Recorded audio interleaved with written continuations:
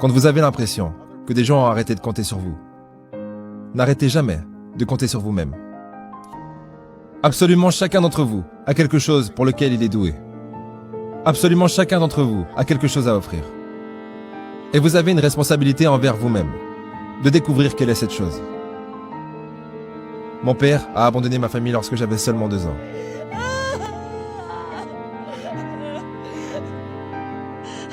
J'ai été élevé par une mère célibataire qui devait travailler et qui avait parfois de la peine à payer les factures. Elle n'était pas toujours en mesure d'acheter les choses que les autres enfants avaient.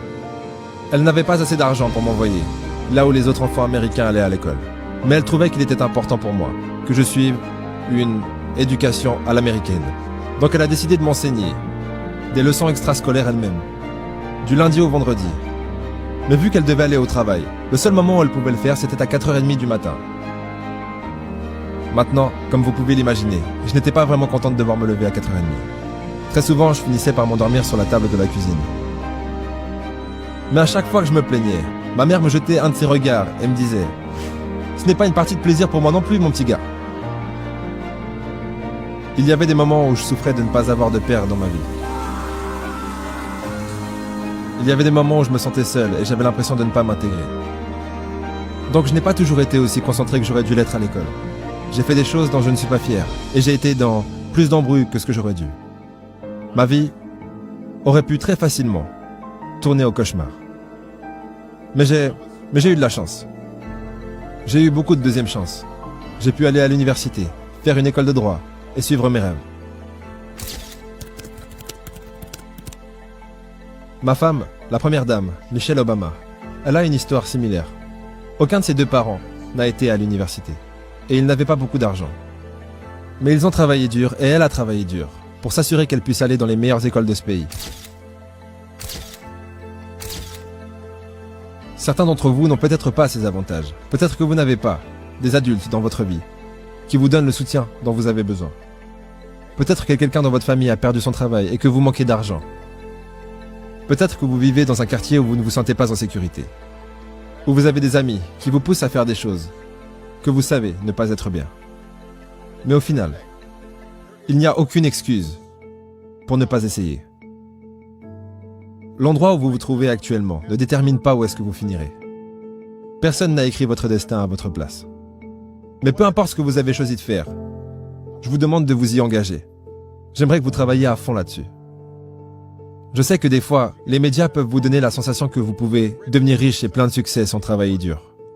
Que votre ticket vers le succès sera le rap, ou le basket, ou devenir une star de télé-réalité. Mais il y a beaucoup de chances pour que vous ne deveniez rien de tout ça. La vérité, c'est que d'avoir du succès, c'est dur. Et vous ne réussirez pas dans tout ce que vous entreprendrez la première fois que vous essayerez. Et ce n'est pas grave. Souvent, les gens qui ont connu le plus de succès dans le monde sont ceux qui ont connu le plus d'échecs. J.K. Rowling, qui a écrit Harry Potter.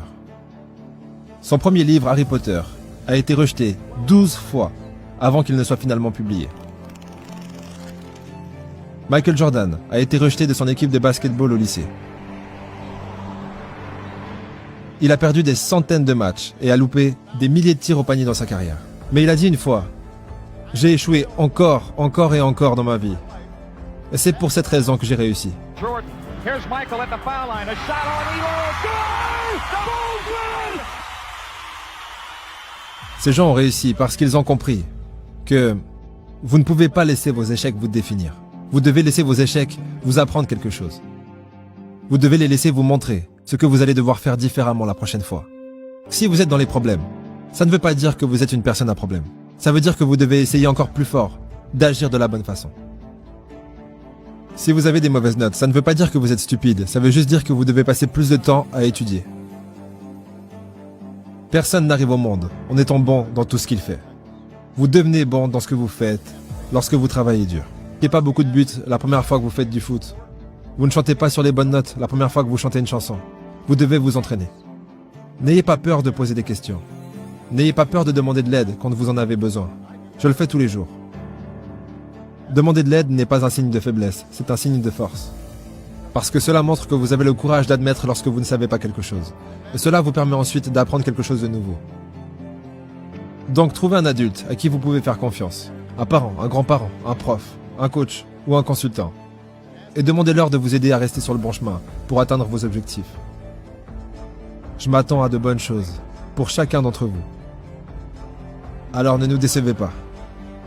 Ne décevez pas votre famille, ne décevez pas votre pays, mais plus important encore, ne vous décevez pas vous-même.